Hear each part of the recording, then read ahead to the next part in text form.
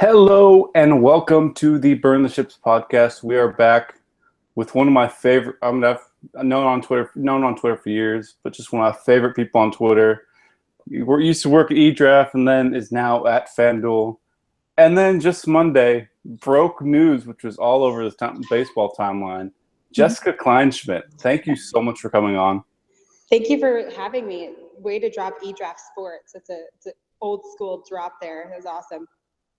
Yes, it's been good. Yeah, so on Monday, and this is the big reason having you on, is Clint Barmes retired, and you broke the news, and it was a unique tale of how he retired being in the middle of the game. So first, you want to describe how did Clint Barmes retire? Well, basically, in the nutshell version was he walked out of the eighth inning playing against the Reno Aces. It was here in Reno, Nevada, at Greater Nevada Field, and his manager kind of came out and was like, "Hey, man, are you feeling okay? Like, what's going on?" It was cold at night, and he felt his body wasn't 100% feeling great. He's 37 years old. He, admitted that he was a little bit stiff. He wasn't feeling right. So the manager said, "All right, well, you know what? Let's go ahead and pull you, and we'll have the young kid go in." So that was manager Brian Polberg who pulled him ultimately, and then he basically went into the dugout, and that's when he kind of made the announcement, and everybody said, congratulations, and the news spread quickly. So he quit in the middle of the eighth inning, or retired, I should say. Quitting is not the right word to use, but he did retire in the eighth inning of a AAA game. So it's pretty outrageous. Yeah, it's really a rare, unique story. And so one of the big things, and just how was it for you to see, you mentioned ESPN writers were retweeting it, Roto World shared the news and credited you. So how was that for you to see, your name out there for breaking the story? Well, it was a mixture of emotions. I was more pumped at the beginning that Clint himself wanted to share his story with me. It just totally made me extremely happy. It was one of the first big stories I've ever gotten to do, including breaking news. And we're in an industry where breaking news is important, and so that's where it ultimately started. I was just thankful that he was willing to share that story with me. And so that's ultimately how that was. But to have my name out there was, I'm not going to lie, it kind of gave me a high, got me all giddy inside and everything like that. And it was cool that people trusted my words, because I'm just some little writer from FanDuel Insider. And, you don't really know if anybody's going to take you seriously. But the next thing you know, it was on NBC Sports. And, like you said, Roto World talked about it. MLB trade rumors, obviously, that was a huge deal, too. So it was nice to know that I am actually kind of taken seriously in this industry. So that was probably the best part. Yeah. Well, this goes back to, you were on Matt Harmon's Backyard Banter podcast, I love that podcast. And you talked about your road to becoming a writer, just going through all the stages. So after all of that time, all the work you put in, it just had to be such a great feeling to know all the hard work paid off. Yeah, it was weird. Like after the story broke, I'm a very impatient person, and I remember telling a friend of mine, actually Jonathan Mayo from MLB.com, I told him, I was like, well, nobody even takes me seriously. And he's like, well, Jess, you just posted it like 5 seconds ago. And I said, I know, but it should, I was just worried that nobody was taking me seriously. So finally, after like 5 or 10 minutes, it really started picking up traction. My boss, Will Carroll, put the story out too. So that was wonderful. And then it wasn't until I kind of took a step back and realized, all right, this is real. This is actually happening. And I spoke to Clint myself, and just speaking to him, watching him growing up was cool. And to know that I was sitting right next to somebody who's well known in Major League Baseball, and I get to tell his story. It was a mixture of emotions, but it was kind of cool to be able to take a step back and take a few breaths and realize, like, okay, cool, now I can keep going. But now it's a lot of pressure. I have to kind of keep going what I'm doing. But to break such a big MLB story was kind of cool. But to continue, it's just going to be even better of a ride. Absolutely. And just so, because obviously the Twitter notifications, people talk about, how they blow up. So what were your notifications like once it started getting picked up? Once it started getting picked up, it was pretty awesome. It was more or less like, I'm constantly refreshing my social media because I have no life apparently. But it was kind of cool. And of course, a lot of people were sending me messages like, wow, you really broke that news. That's amazing. And everything like that. So it was pretty overwhelming. And there was one point where I had so many notifications that I couldn't even recognize my social media. I was like, wow, this is how Buster Olney lives. Got it. So that was kind of cool. It was a little overwhelming, but at the same time, I was kind of putting more pressure on myself, saying like, okay, now I have to keep going, and now what's going to be my next story? And you can't do that. You got to kind of take a step back and let it, sink in and all of that. But like you said, the Pirates broadcast pre games a couple of days ago said that that. So I think they confirmed it with Clint or the Royals or whoever. So that was kind of cool. But it's definitely a lot of emotions, that's for sure. Yeah, so one of the fascinating things, just in why big reason why I want to have you on is because I like the nuts and bolts, how these stories happen. So, how did this describe how this came about? Who reached out to you, and how the story came together? Oh, I'm glad. Thank you very much for asking me that, because the person who gave me the story, definitely deserves credit. I am on a show through CBS Sports, an affiliate in Kansas City, and it starts in a couple weeks. So the Omaha Storm Chasers are the AAA affiliate. So naturally, I was covering the whole series. So Shane Ryder is the Aces communications manager, AAA affiliate of the Diamondbacks. And he texts me probably 8 o'clock at night, the second game of the series, saying, hey, Clint Barmes just retired. And I said, wait, what? And I had a few cocktails in me. I was like, I had the night off, so I was enjoying myself. And I wasn't really sure it was happening. And so he said, yeah, well, do you want to do a feature on him? And naturally, I was also coming over an illness. I was so sick. So my voice was absolutely shot. It's like, okay, I'm about to interview this 13-year veteran who is getting ready to retire with my voice gone. So he was like, do you want to do a feature on him? I said, sure. And he calls me probably 45 minutes before they were done with batting practice, and says, Clint would love to talk to you if you want to do the story. And boom, I was on the field, and Clint and I talked, and it kind of went by fast. And so Shane reached out and gave me the interview, and that's kind of how that went down.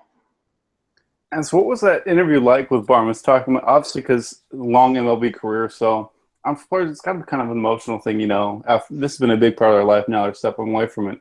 So, what was that interview like with him? I think I was more emotional than him, to be honest, because I'm such a girl when it comes to that stuff, because you watch this person and that that's their lifestyle for years and years and years, and he was very professional, such a pro about it, and he's been interviewed millions of times, so I was taking it all in just as much as he was, and he was just really cool. He gave me the play by play of what he was going through, and he was released by the Royals he was released at one point, and then it was like this situation where it was the Kansas City would have to offer him an active roster spot or pay him a certain retention bonus. So instead, they released him and then re-signed him to a new contract. So we talked about that and how he was going to give AAA another chance. So that was cool, to hear it from actually him, because you read these things on MLB trade rumors, and being a former fantasy writer, you forget that these guys are humans. They have families and stuff. And then he told me he's looking back on his career, he has absolutely no regrets, and there was no anxiety in his voice, like his body language. He was just chilling, just hanging out, because he retired the night before. So the day that I got to interview him, he was like, I'm just hanging out today. And so like the next day he was going to go to Omaha, pack all of his things to be reunited with his wife, and they were going to drive to Colorado. So it was just cool to get the human aspect of it. He was, like I said, very professional, and I've heard nothing but things that he's a very classy individual, and I got to witness that firsthand. He's a great human being, and a lot of people from the industry really have a good feeling he's going to be a manager one day, and I really hope he does, because I would love to do work with him again. He was just great to talk to, and and he had nothing but great things to say about the Royals and all of the teams that he's played with, and his teammates in the front office and everything like that. So he was just a wonderful human being. Well, in reading that story, like one of the things that just as a fan, you mentioned that these are real people. So you see, is like he talks about being able to be with his family, and just having that real first summer in years where he's able to spend all his time with them. It's just like one of those moments of, wow, these guys really commit so much of their time, and now that he can finally be able to spend a lot of it with his family. Oh, absolutely. And that's what he said. He was like, this is the first time I'm gonna have a summer, and I can't remember how long. Same thing with, like, even if you're in high school or college playing baseball, if you like, there's very rare times you can say like, oh, I remember having my spring break. There's a lot of spring break, tournaments that these guys have to play in. So it's kind of a similar scenario. And I was like, oh, and he, totally not being professional, being all like cute and like adorable about like, that's so cute, Clint, good for you. Like, you know, like totally not being professional, but you know, I get where he's coming from, and he's happy. And, you know, that's all he said. He was like, they're either going to rip the jersey off of me. And these guys are stubborn. They're men, you know, they're very stubborn. He said, I'm going to have the jersey ripped off of me before my body's going to give out, whichever happened first. And you could tell he was just like, my body was telling me one thing and I had to go with what my body was telling me. And that's hard to do. I couldn't imagine doing that as an athlete, you know? So he understood where it was his time to go. And you could tell, like I said, he was just happy with his decision, happy to do what he needed to do, and satisfied. Yeah, that's great. And one thing you mentioned, I was reading the tweets, is that you know, there's a lot of people in baseball who think that he could have a future as a manager. Did he say anything during the interview about, you know, maybe years down the line wanting to get involved in managing? No, he didn't mention it. I think he was just kind of living in the moment. And like I said, he was just excited to have human time. You know, I mean, these guys have a crazy schedule. I couldn't imagine, you know, what they do. And I talked to a lot of the wives and girlfriends because I have that WAG series, and you can tell like the women in their lives get excited when there's an off day, you know, because sometimes these women feel like they come second to baseball and all of that. So you can just tell he's just kind of living it day by day. And you know how it goes. I mean, if you're crazy with your work schedule, sometimes you just want to take a day to do nothing but like literally Netflix and chill. So he's gonna just do what he needs to do and enjoy it. But he didn't mention anything about what his next steps were. I didn't want to bombard him with that. I think he just wanted to live in the moment for that time being. Yeah. And just how was it for you to be in that? Because obviously it's just a moment where, you know, well, actually, not. It was just emotional for everyone. It's just, I mean, because, you know, it's like his final, to be involved in that, you know, of finding out like this is his final thing of announcing. So how was that for you? What was that? Just because, so obviously, actually, no, just a question. So for once you did the interview, how long did it take you to put the story together? Well, the story was done that night. It was more or less about, I wanted to make sure, you know, the timing was right. And it wasn't until I saw I think it was MLB Trade Rumors or the Royals Twitter that posted a tweet saying that he opted out of his contract and he had until June 1st. And I didn't even know about that. But I think the timing just kind of was beautifully lined up the way it was. And so, you know, I talked to the Aces communication manager, Shane, and he said, you know, probably wait on that. And then so I sent Shane the information as well as my boss, Will Carroll. I said, hey, am I free to post this interview now? Because he's no longer with the team. So now that I know that he retired, am I allowed to post it? And of course, Will was all about it. Shane said, yeah, go for it. And that's that. So it was done about 3 hours later. The transcribing, of course, is what takes the most time.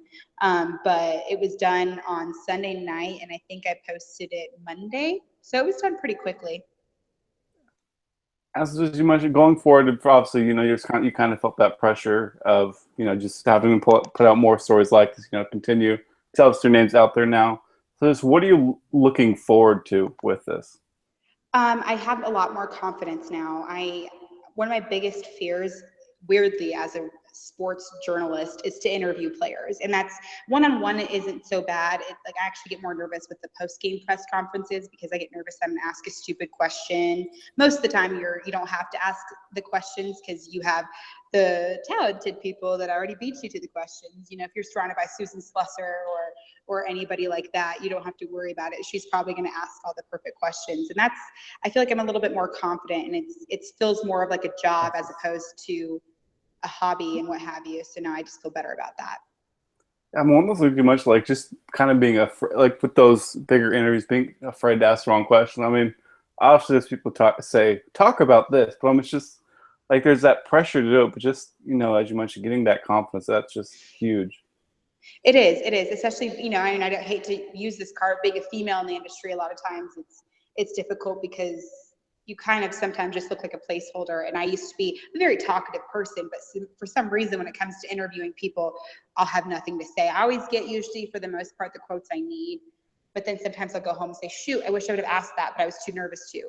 And that's something you have to overcome. And before you do overcome that, it just goes to show like you're allowed to feel those emotions, but you shouldn't be nervous about, you know, asking questions like that. Just kind of go for it. Most of the time, there's no such thing as a stupid question, but there also are the situations where don't ask a stupid question because you're probably going to get made fun of, to be honest. Yeah. So, and obviously you had the wives and girlfriends stories, and now you have this. So, is that something you really have, may look going forward even more enjoy, is just being able to do like more emotional slash personal stories with these players and their significant others? I do. I mean, the first story I ever posted was with eDraft Sports, and it was like a fantasy article about like the top 10 running backs or something like that. And I noticed like that those were fun, but I like to be able to connect to these people on a certain level. And the women and girlfriends they love to open up to me a little bit more being a female. So I do bring something to the table that a lot of men probably don't feel like women can open up to them as well.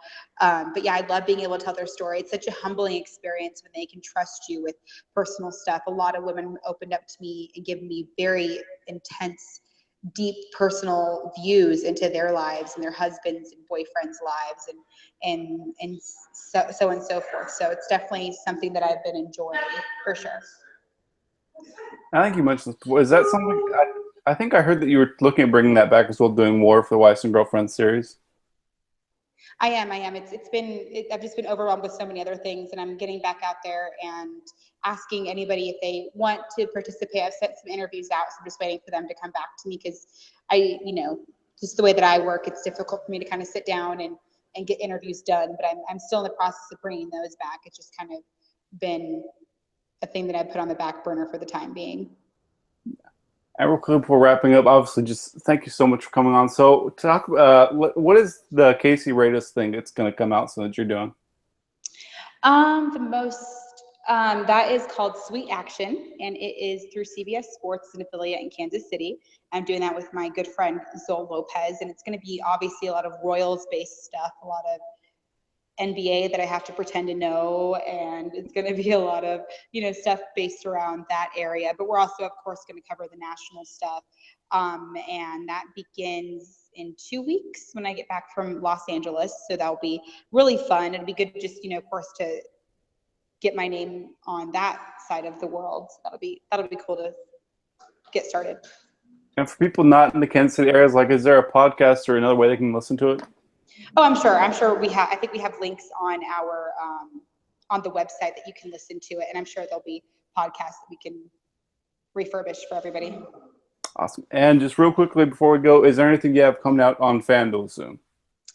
At the moment, no. I'm still getting my wives and girlfriends stuff together, but obviously we'll see what happens. I have a lot of interviews with the aces around here and anybody else coming up, and I'm also working on another series where I'm interviewing journalists in the sports industry and seeing how they got to where they're going, kind of what Matt Harmon did, but I'm going to actually branch out and do more baseball people because he obviously is very football surrounded. So those are a couple of the projects that I'm working on at the moment.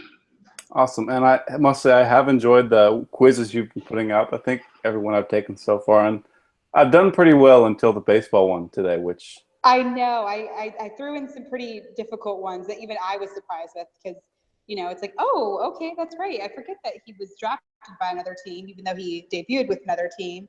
People forget those things. Yeah, the grade on that more reflected my grades in school, so that was disappointing me. Perfect. Yeah, so Jessica, again, I just want to say thank you so much for coming on. Thank you so much for having me. And everyone, I want to thank you for listening to the Burn the Ships podcast. We will be back on Sunday night.